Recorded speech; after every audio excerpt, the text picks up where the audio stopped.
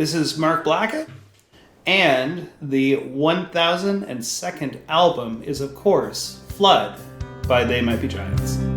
Hi, I'm Jeff Stephen, and you're listening to the 1002nd Album Podcast. I spent 10 years going through the 1001 albums you must hear before you die, and now I'm asking people that are important to me all about the albums that are important to them. Enjoy! Hello and welcome to the 1002nd Podcast. I'm Jeff Stephen. It's an exciting day today because it is the first in-person recording of the podcast, so therefore, even if it's an unmitigated disaster, we're still setting a personal best, so can't complain about that sort of setup. I'm also excited because here with me today is a good friend, known in some circles as Rock Handsome the Handsome Man, eventually shortened to Rock Handsome, eventually down to Rock, maybe Mr. Blackett, depending on whom you ask, but all in all, a wonderful human being. Welcome, Mark Blackett. Thank you. There was actually a time where we tried to count all of my nicknames, and I think I at one point answered to over 30 nicknames. Nice. Like, and quite regularly. But yes, Rock is one of them, but yeah, it's Mark and Mr. Blackett these days. Any of the above. So the idea is you're talking about the 1002nd album, and you say it is They Might Be Giants, Flood. Yeah, it there's a few artists that kind of rattled around in my head, but I think I came very quickly to They Might Be Giants, Flood. The criteria for me had to be something that was you hear for the first time, and it actually makes your head turn. Like, it makes you suddenly go, wherever you heard it, you go, what was that? Like, what did I just hear? And back in the time, I mean, I think it's different now, but back in the day, it was an album. It wasn't necessarily a song. A song hooked you, but you gave the album a chance. For sure. You bought a CD, you listened to the whole CD, but whatever hooked you onto it, and you said to yourself, I need more. Like, and that album was it. And for me, there's a couple others, but that one really sticks out as one that was the right time in my life. And what was that? Where were you when that happened? Science would tell you that I was in the perfect spot. I was in this because as the album comes on, it actually date stamps itself. It actually says it's a brand new record for 1990. So you can put yourself where it is. And I'm a 1974 birth, so I was 16.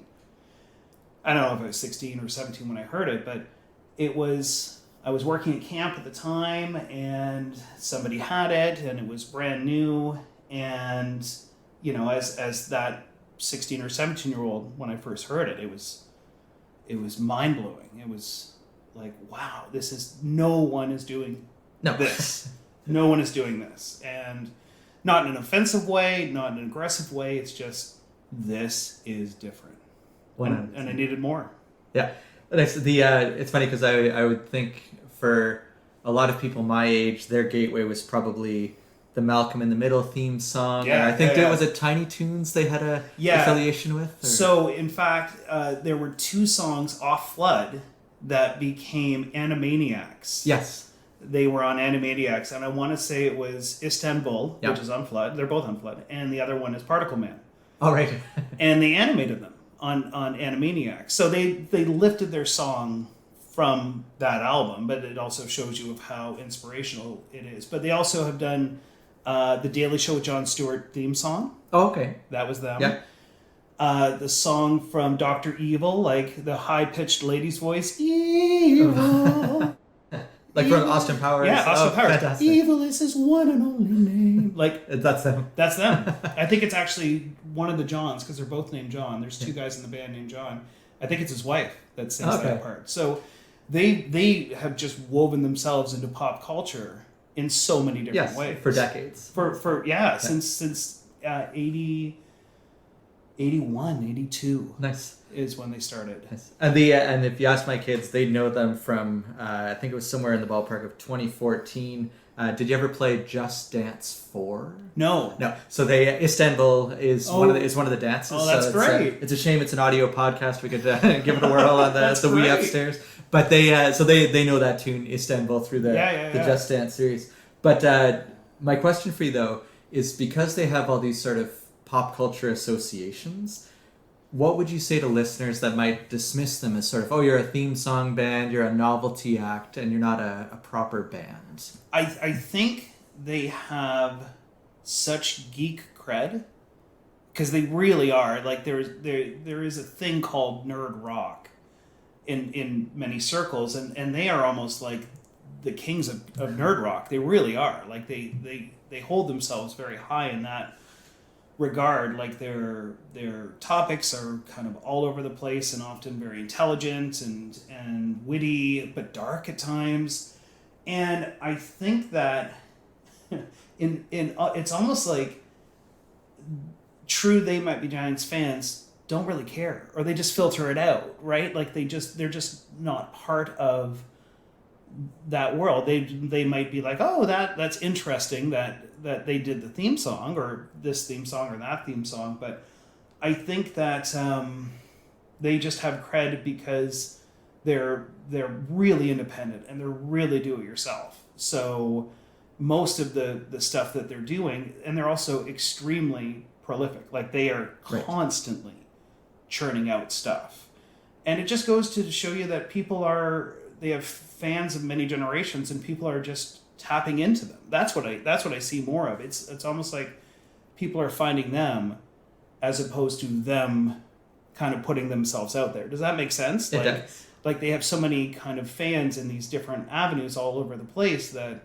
they're still available to do these things, and we'll write you a song, and they're all over the place, And you want a band like this because they are still so indie to have success. Right. So because they're doing what they want when they feel like. Yeah, and the music industry for artists is really tough these days. So to hear them getting like a theme song, it's just like that's giving them their income for however long. So I think it's kind of neat. For sure.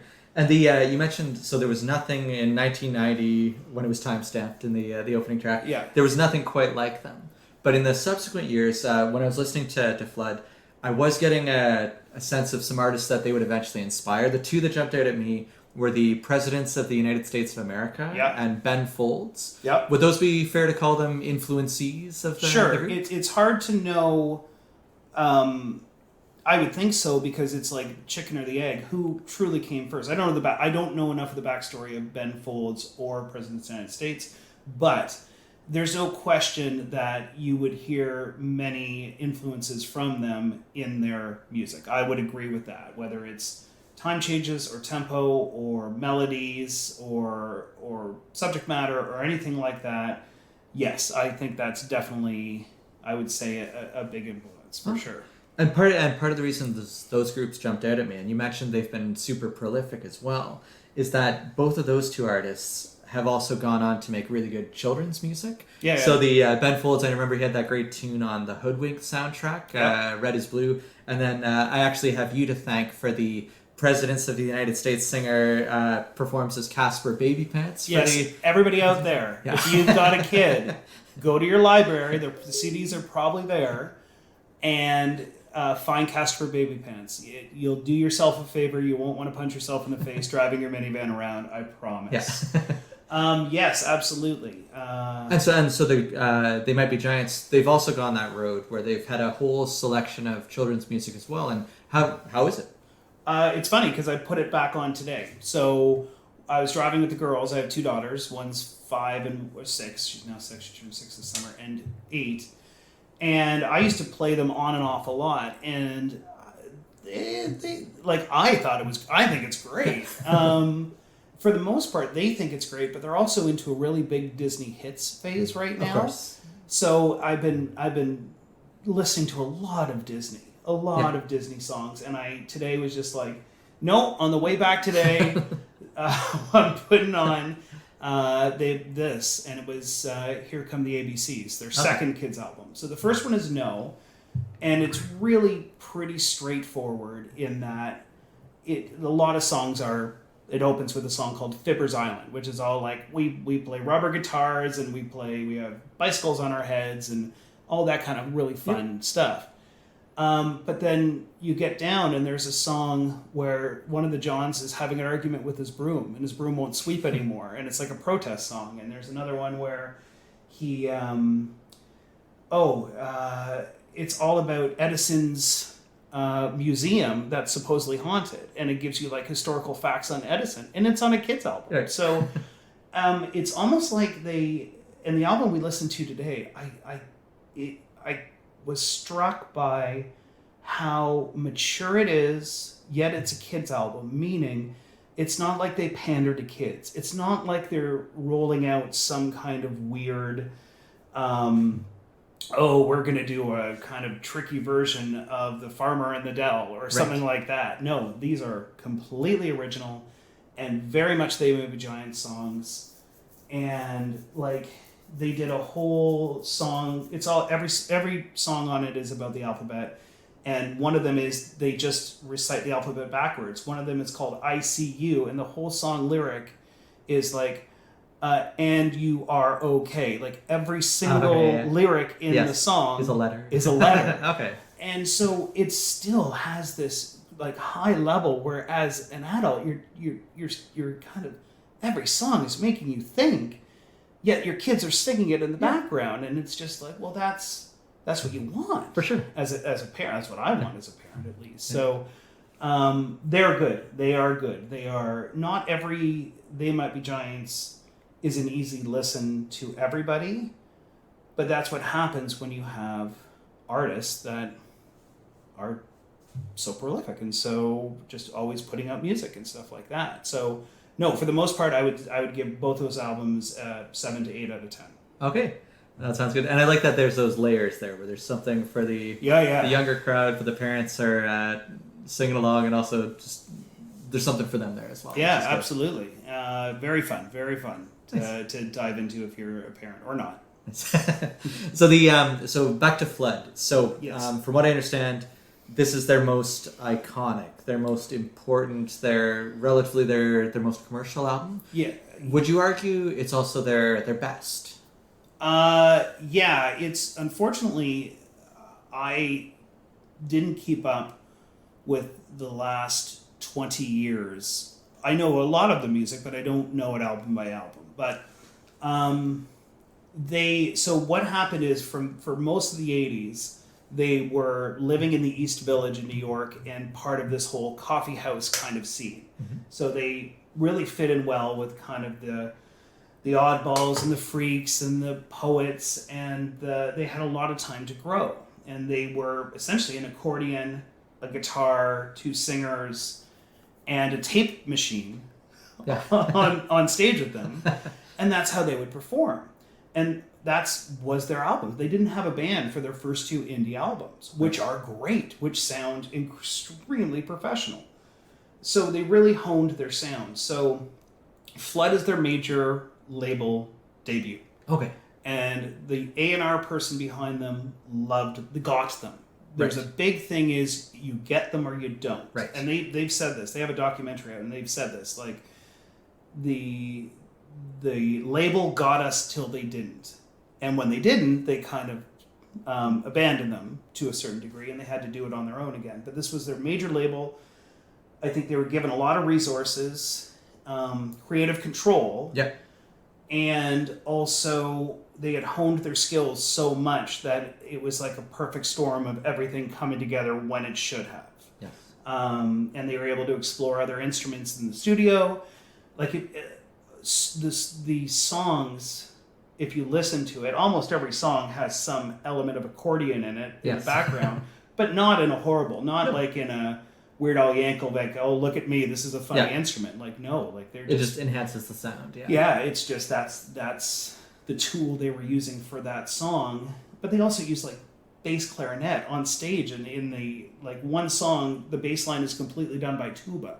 Because that's what the song needed. And it's great. And it's all like, that makes total sense. And it's really polished and really well done, crafted in the studio. So the kind of soundscape of the whole album is pretty impressive. Like all the sounds you hear.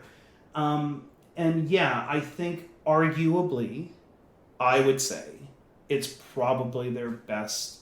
They were at their peak, I think, at that time, in my opinion. From what I heard after it, yeah, it's like They Might Be Giants, and if somebody discovered them, they had a pretty successful album in like 2018, and a bunch of people were discovering them. Maybe to somebody then, that's their album, right? And they're like, oh yeah, Flood is good, but this was my album. Like this was. So I'm not objective.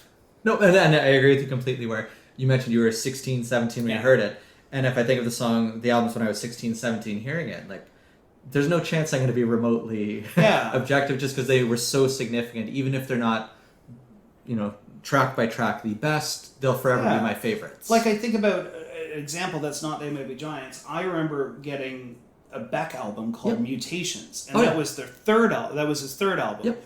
And it's kind of a bit of a darker album. Like it's the soundscapes. It's a bit of a drone album at times, but that was the time of my life. And when I heard it, and I still will go back to that album and go, "This is great." And nobody is saying Mutations is Beck's best album, but that's just kind of where it's at. So yeah, what did happen though is Flood made me go back to their first album. Right. And I think their first album is amazing too. And just self-titled. Self-titled. You would never know it's an indie album. There's no sound like, oh, this is done in somebody's basement or apartment, which it partly was their apartment in Brooklyn. And it's really good. It's really good. And so it complemented Flood so much for me. Yeah. And their second album was great too. But my only regret from this one was that there was a track towards the end called "They Might Be Giants." Yeah. And I was secretly hoping they would have put that on the debut album, so they would have done like the Black Sabbath trifecta of "They Might Be Giants" by "They Might Be Giants" on "They Might Be Giants." I never thought about that. And that's great. Who else? Bad Company and Iron Maiden, I think, also pulled off the triple threat like that. So 2 out of 3 though, that ain't bad. So. Yeah, exactly. But you're right. So "They Might Be Giants." The song is on. It's one of the last ones on the album, actually. Yeah, and it's fun. That's fun. What was the lyric? It's like, we could be Dr. Spock's backup band or something. There's just you. It's like every song, to me, is like threads, but it's like pushed into some ball. Like the lyrics are just, they connect, but they don't, and you can pull even one of them out and dissect it. Yeah. In this documentary that I just watched 2 nights ago that I had seen before, it's called A Tale of Two Johns. They showed a high school debate team debating Particle Man. Right. And Particle Man is this odd song. It's kind of like weird superheroes, but there's Person Man and there's Universe Man, and they describe them a little bit. And this debate club in some high school somewhere is trying to debate what particle is it, physics or is it not physics? Is it existential? Right. Is it like what is it all these things? And if your song is put out there and that's happening, inspires that sort of debate and analysis, then that just emphasizes how much of a geek band they are. Like they're getting studied almost at high school at a debate level. And I don't think they have as much connection to their lyrics as people might think. Right. Like they're one of these things. Like I don't even think they're pretentious enough to say like, "Well, what do you think they're mean?" Right. They're more down to earth, saying, "I don't know. It was our thought at the time. It just made sense at the time." Like I've moved on. I don't. We're on to the next time. Yeah, we don't have time to analyze it. It's just kind of was it what it was at the time. And then maybe they would say, "What do you think it is?" But at least not. They wouldn't lead off with that. Yes, exactly. Nice. Now, overall, I guess you've put forward a compelling case, but is there any sort of closing argument as to why this is the 1,000-second album that one must hear? Really? To sum it up, it for me, it kind of takes the idea of how if I was to kind of produce or make music, not only their work ethic, but their idea of taking whatever's in their environment at the time, whatever inspiration is there at the time, and not being afraid to just make music. One thing we haven't talked about is one of the things they did in the 80s was something called Dial-A-Song. Okay. And that's fascinating in that it's like they're a band of accidents. Things happened at the right time, but accidentally. Like almost like the scene when they first started existed in the Lower East Side of New York or East Village, and if that didn't exist, maybe they would have gone different. But they had this great fertile ground to keep working on their stuff. Well, all of these things happen for a good thing, and they had something called Dial-A-Song where they had. It's one line. I think it still exists. I actually didn't call it on the way over, but I should have. I thought, but I'm taking care of kids today. Yeah. It's one line into an apartment that I think they still have in Brooklyn. Yeah. And it's a taped answering machine. And they started it not as anything other than if you call in, we'll put a new song on every so often. Not every day, but maybe every day. Yeah. Maybe once a week. Maybe it's a song snippet. Maybe it's a whole demo. But you'll never know. Unless you call. But there's only one line. So if you're calling into it, no one else is. You're the only one listening to it at that time. And that's amazing. And they did it because I guess one of the Johns was a bike courier but hurt his finger and needed an outlet to put stuff out or to keep his fans interested or whatever. And it just grew into this thing where, in the Mark Hoppus from Blink-182 was interviewed saying, I would call in all the time. That's what I did. Frank Black or Black Francis was a big They Might Be Giants. They came around at the same time. Yeah. And he talked about Dial-A-Song. Like, this was really important to people. But you can't predict something like that is going to be successful. You can't predict that that's going to make you want to keep making music, even just to put it on a tape, or anything like that. So, I just think it's fascinating that these two guys came together, did all of these things, but kept all of their cred and kept so pure in their vision and what they wanted to do and their creativity. And I think the fruits of their labor was at the exact right time. So if you want to hear really interesting music that, again, probably doesn't sound like a lot of things you've heard, especially back in 1990. For sure. Now it's probably different, but especially back in 1990. And if you want to hear something that really is special, then it's definitely worth a listen. And there's a good chance you won't like it. But I like that one. It's a bit of high risk, high reward. Yeah. It's not guaranteed, but and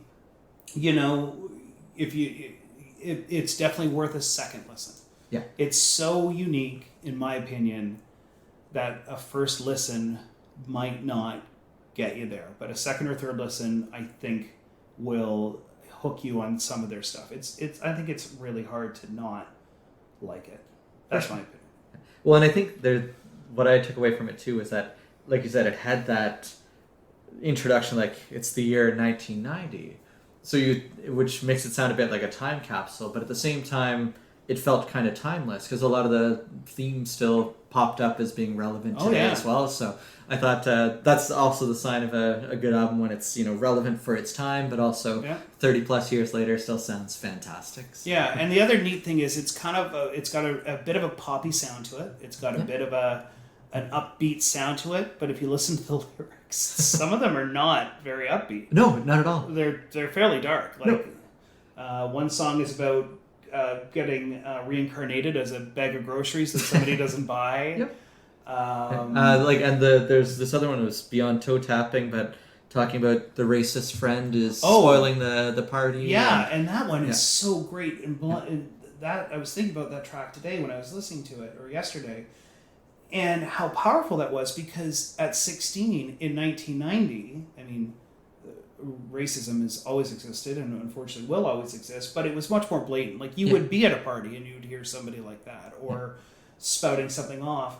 And it's so unapologetically, I'm leaving because of your friends, and I'm holding you responsible. Like, that's really the whole song. Like, but with this, like, very snap along. This is where the party ends. Da, da, da, da, da. Like, if you didn't listen to the lyrics, you would just be snapping along. Like, it's so great. And then it's just like, One line from the album that I love is, now it's over, I'm dead, and I haven't done anything that I want, or I'm still alive and there's nothing I want to do. Right. And that was my yearbook quote, because that just sums up just like, and maybe that's their ethos. Like, you keep working. Right. Because if you don't, you might as well be sitting around going, I don't know what I want to do. Yeah. Well, then I guess you're kind of dead. So, but I think that's where like you said, the repeated listens, the listener's rewarded for it, because you'll appreciate it on one layer the first time, and then all of a sudden, like, there's a real contrast there that you pick up on the first time. Yeah, I really think you get to the end of Flood the first time you listen to it, and you have to sit back and go, what was that? And I think for your listeners, all 250,000 of them, dozens.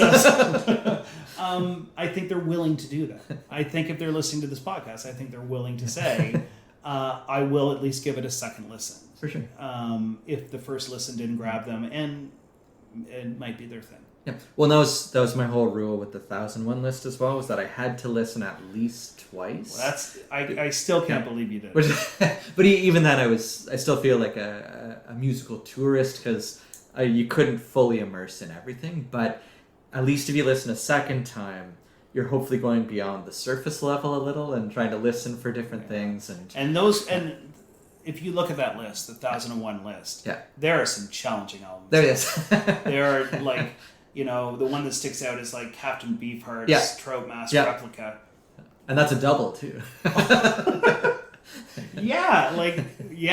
Exactly. Give that one 2 listens to and see how you're feeling after. One of my colleagues said with Miles Davis, he said, okay, if you're starting listening to it now, in a year and a half, you'll be ready to start talking about it, just because it's so densely packed that eventually you'll be able to extract something from it. Exactly. And so I think this one is probably a little bit less than those. It is enjoyable, but it is different. I like it. Well, I'm convinced. I hope some of you are as well. Mark, thank you for your time today. And I am very happy to be the first. And when this is in its 7th or 8th season, I would love to be a return guest. Excellent. I like it. Alrighty. Well, thanks again. And until the next time. Absolutely. Thank you. This has been the 1000-Second Album Podcast. Thanks for sharing some of your time, energy, and attention with us today. Take care.